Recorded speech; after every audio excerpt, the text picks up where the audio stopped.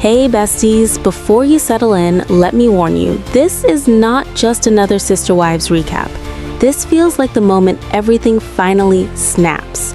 Janelle Brown has quietly but decisively pushed Cody and the cameras out of her life, and what happens next changes the entire story. Because once you see why she went to the church and what Cody suddenly claims now, you realize this was never just a breakup.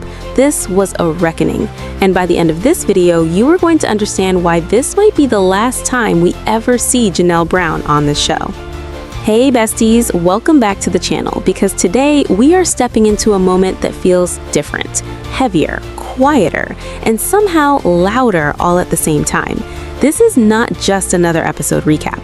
This feels like the beginning of an ending, and if you blink, you might miss how final it really is. Janelle Brown is not easing out. She is not hinting, she is not teasing a possible break, she is shutting the door, and she is doing it in a way that leaves very little room for debate. The cameras are gone, the access is gone, and when someone says out loud that they have kicked production out of their life, that is not subtle, that is not symbolic, that is a declaration, and it immediately reframes everything we are watching, because it forces us to ask whether what we are seeing now is the last version of Janelle that will ever exist on this show.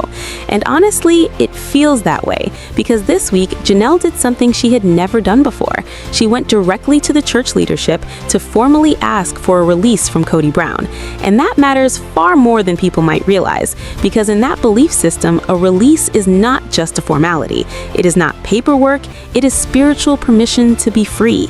And that means that even if the marriage has been over in every practical sense for years, this was the final thread tying her to that life.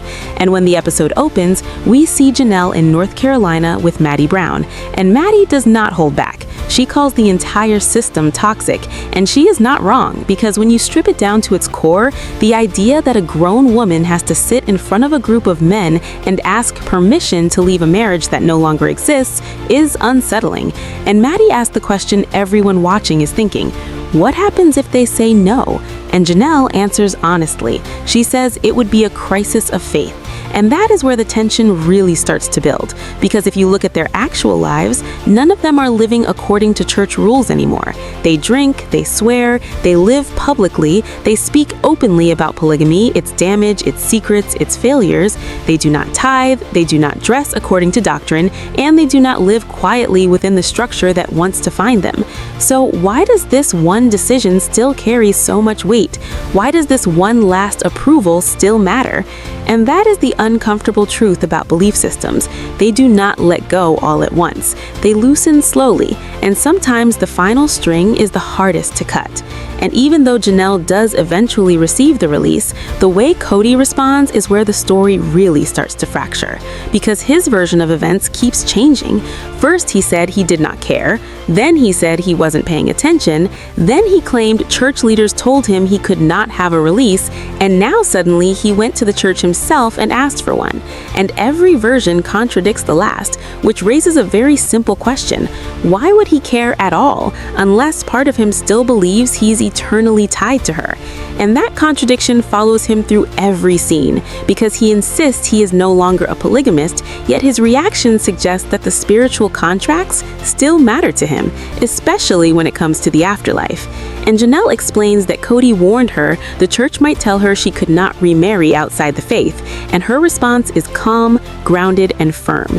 She says that's fine, she will marry whoever she wants if she ever chooses to marry again. And that moment is important because it shows just how far apart they really are. She has mentally stepped out of the system while he is still negotiating with it. And when Cody claims he did not know she was seeking a release, or that he might have forgotten that detail, it stretches credibility, because no one forgets being formally spiritually dismissed. And that is where the pressure really builds, because a release is not just freedom for her, it is an indictment of him. And in that belief system, the reason matters. And Janelle did not go in vague. She did not soften it. She cited abandonment. She cited his choice to live with Robin. She cited his estrangement from her and from her children. And that frames him not as a victim, but as someone who failed. And that is a hard thing to face, especially when your image once mattered so much. And this is the moment where everything shifts, because this is no longer about reality television or family drama. This is about accountability and the fear of being seen clearly by the very system that once validated you. And that fear lingers over every word, every pause, every explanation that does not quite line up. And as viewers, we can feel it. This is not just another storyline. This is a reckoning, and we are only at the beginning. As the episode moves forward, the atmosphere shifts in a way that feels almost uneasy, because even when nothing dramatic is happening on screen, there is a weight hanging over every conversation. And that weight comes from the realization that this is not just about what Janelle is doing, but about what she's leaving behind, and what happens when a person finally steps out of a role they have played for more than a decade. The footage itself feels symbolic rather than literal.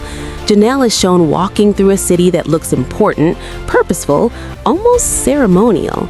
Yet the reality is that the actual church offices are not even there. And that detail might seem small, but it matters, because it tells us this moment was never really about the building or the meeting. It was about closure. And once that door closed, everything else began to look different, especially when Janelle later shared her thoughts publicly, and her words did not sound like someone preparing for another season or setting up a new storyline. They sounded like someone exhaling after holding their breath for years. She talked about how strange it is when people think they know you because they have seen you on television. A real version, yes, but never the full truth. Not the quiet moments, not the private grief, not the confusion, not the thoughts you are still trying to understand yourself.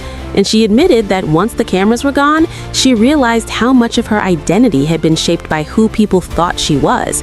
And that kind of realization can be unsettling, because when you strip away the expectations, the labels, the commentary, and the constant observation, you are left with a very simple but very heavy question.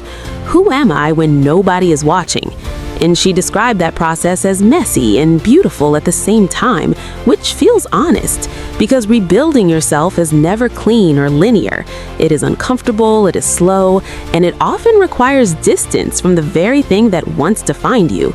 And that is why this feels different from any break we have seen before, because stepping away from a show like this is not just about privacy. It's about finally having the space to heal without a production schedule, without story beats, without turning personal pain into content. And this is something I have said from the very beginning. None of them could truly process what they went through as long as they were still filming. Because as long as cameras are present, you are still performing. Even when you are being vulnerable, you are still aware of angles, lighting, timelines, and audience reaction. And that changes everything. And that is why it feels a little strange to hear Janelle talk as if this chapter is already far behind her. Because for viewers, it is not. The show is still airing, and for most people, she still exists only as the version of herself they see on screen. And maybe it has only been a few months without cameras, but even a short stretch of real silence, real quiet, can be life-changing, especially after years of constant exposure. At the same time, it is complicated, because Janelle was not young when this journey began. She had lived a full life before the show, and what she may really be grappling with is not a lack of identity, but the distortion that comes from fame, from trauma, from loss, and from having deeply personal experiences unfold in public view. And that includes things most people never have to endure on a public stage. And that deserves empathy, even while acknowledging that this was a choice, and that the financial benefits made it easier to stay longer than maybe was healthy. And two things can be true at once. We can recognize the privilege and still acknowledge the cost. And this is where the contrast with Christine becomes important, because Christine is still filming and she is using that platform intentionally.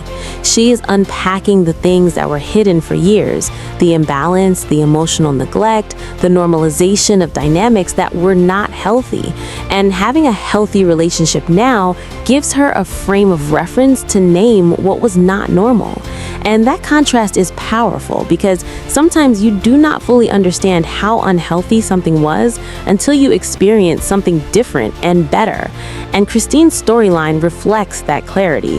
Janelle is not there yet, and if she does not want to explore that publicly, that is her right.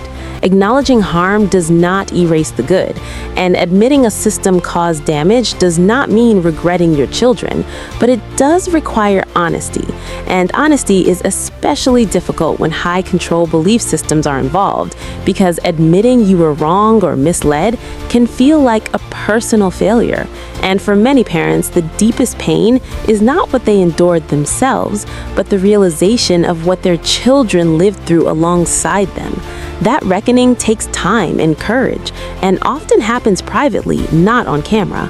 And if Janelle Brown has truly chosen to do that work away from the spotlight, then this really does feel like the end of her chapter on this show. Not with a dramatic exit, not with a fight, but with a quiet, decisive step away from a life that no longer fits. And that kind of ending can be the most powerful of all.